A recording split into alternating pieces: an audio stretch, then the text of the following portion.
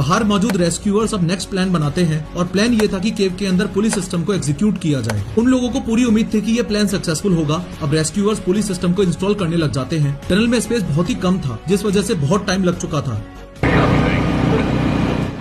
The sun came and went Wednesday, and the Utah County Search and Rescue Team still surrounded the mouth.